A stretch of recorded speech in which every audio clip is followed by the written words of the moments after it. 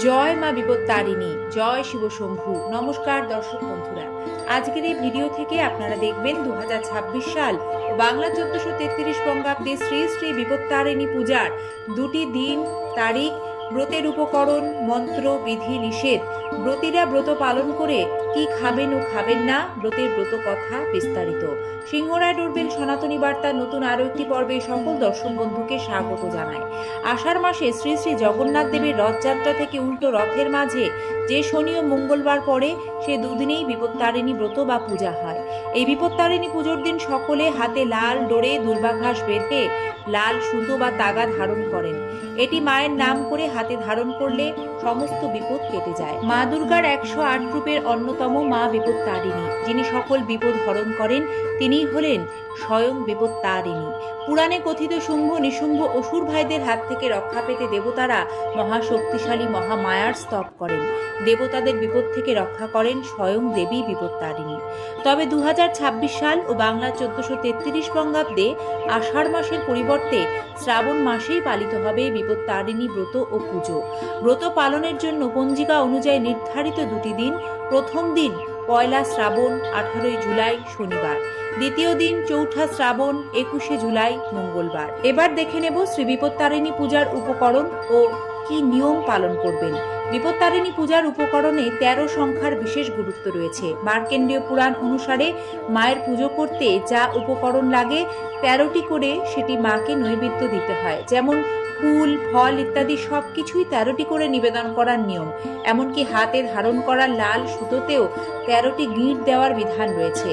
ঘটের নিচে পঞ্চশস্য জলপূর্ণ ঘটের মধ্যে পঞ্চরত্ন দিয়ে ঘটে সিঁদুর পুত্তুলি এঁকে আমের পল্লব, শীষ সমেত ডাব, নতুন গামছা, 1 সরা আতপ চাল দিয়ে ঘট পাতা হয়।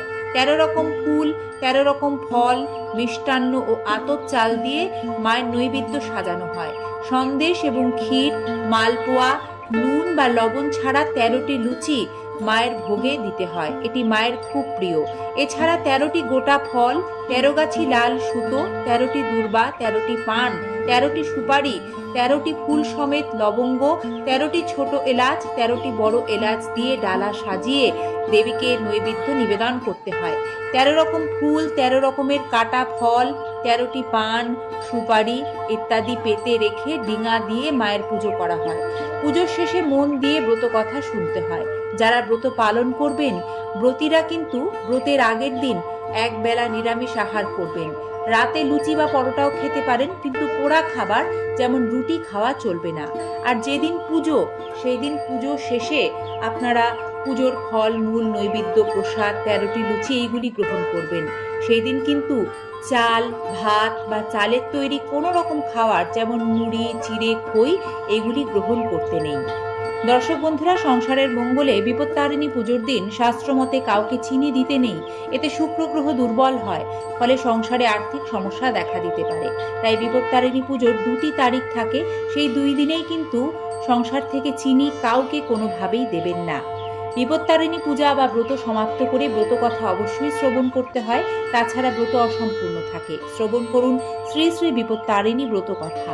একবার দেবর্ষী নারদ কৈলাসে উপস্থিত হন হর পার্বতীর দর্শন কামনায় ও তাঁদের দর্শন করে শিবকে জানতে চান যে মর্তবাসী এমন কোন ব্রত পালন করলে সকল বিপদ থেকে পরিত্রাণ পেতে পারে। তখন শিব তাকে মা বিপত্তারিণী ব্রতের কথা বলেন, যা সকল বিপদ আপদ নাশকারী ও শুভ ফলপ্রদায়ী মহাব্রত। মহাদেব নিজ মুখে দেবী পার্বতীকে এ ব্রতের মাহাত্ম্য বর্ণনা করেছেন। পুরাকালে বিদর্ভ নগরে এক প্রজাবৎসল ধার্মিক রাজা রাজত্ব করতেন, যার নাম ছিল সত্যক্রম। যিনি সর্বদা সত্য বলতেন। তার রাজ্যে ছিল অপার সুখ, শান্তি, সমৃদ্ধি। তার সুশীলা রূপে গুণে ধন্যা পত্নীর নাম ছিল গুণবতী, যিনি অনেক গুণের আধার ছিলেন ও ধর্মপরায়ণা স্বামী ভক্তিমতী সতী সাধ্বী নারী। তিনি দেবদ্বিজে ভক্তিমতীও ছিলেন, কিন্তু দৈববশে তার এক নিচু জাতির চামারিনীর সাথে সখ্যতা হয়। তাকে সই পাতিয়ে বসেন, তাকে সব কথা বলতেন রানী।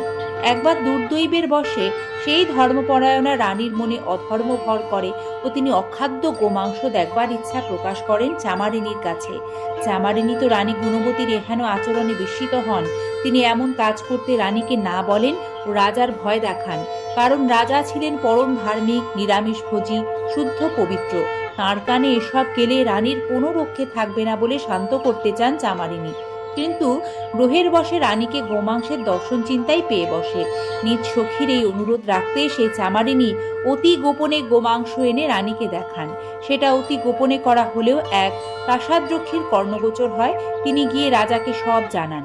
রাজা তো রানীর এহেন মতিভ্রম প্রথমে বিশ্বাসই করলেন না, কিন্তু মনে সন্দেহ মিটল না। তখন তিনি রানীর কাছে সব ঘটনা জানতে চাইলেন। রানীর তো তখন সে কি অবস্থা! ভয়ে ভয়ে তিনি বললেন যে তিনি অখাদ্য কুখাদ্য নয়, পুজোর ফলমূল রেখেছেন আচ্ছাদিত পাত্রে। রাজা বললেন যদি তা না হয় তবে তিনি রানীকে প্রাণদণ্ড দেবেন। রাজা তা নিয়ে আসতে বললে রানী আসন্ন বিপদ আশঙ্কায় ভীত হন ও মা বিপদ নাশিনীর শরণ নেন। তিনি মাকে বিপদ আশঙ্কায় ভীত হয়ে ডাকতে থাকেন এবং মহা বিপদ থেকে পরিত্রাণের জন্য প্রার্থনা জানান। দেবী তার ভক্ত রানী গুণবতীর কাতর আহ্বানে সন্তুষ্টা হয়ে সাড়া দেন দৈব বাণী রূপে। তিনি ভক্তকে অভয় দেন যে রাজাকে সে গোমাংস দর্শন করাতে গেলে তা দেবীর কৃপায় ফুল ও ফলে পরিণত হবে। আর হলেও তাই। রানী ভক্তিমনে রাজাকে সেই গোমাংসের পাত্র দর্শন করাতে গেলে রাজা তার আচ্ছাদন সরাতেই দেখেন কি সুন্দর ফল ও ফুলে ভর্তি সেই পাত্র। রাজা তা দেখে নিজের কৃত অপরাধ ও রানীকে না জেনে তিরস্কার করে ফেলার জন্য ক্ষমা চেয়ে নেন। রানী মায়ের স্মরণ নিয়ে সে যাত্রায় প্রাণে বাঁচেন ও প্রতিজ্ঞা করেন যে তিনি সারা জীবন মা বিপত্তারিণীর ব্রত পালন করে যাবেন ভক্তি নিষ্ঠার সাথে। রানী গুণবতীর দ্বারাই এই বিপত্তারিণী ব্রতের প্রচলন হয়। বিপত্তারিণী পূজার মূল মন্ত্রটি হল মাসি পুণ্যতমে বিপ্র মাধবে মাধব প্রিয়ে নবমাং শুক্লপক্ষে চ বাসুরে মঙ্গল শুভে সর্পরিক্ষে চ মধ্যাহ্নে জানকী জনকালয়ে আবির্ভূতা স্বয়ং দেবী যোগেষু শোভনী সূচ নম সর্বমঙ্গল মঙ্গলে শিবে সর্বার্থ সাধিকে শরণ্যে ত্রম্বকে গৌরী নারায়ণী নমস্তুতে। সকলের বিপদ নাশ করো হেমা জগজ্জননী। জয় মা বিপত্তারিণীর জয়। সকলে ভালো থাকবেন। মায়ের আশীর্বাদ ও কৃপা সকলের ওপর বর্ষিত হোক। মঙ্গল হোক জগৎ সংসারে। ধন্যবাদ। নমস্কার।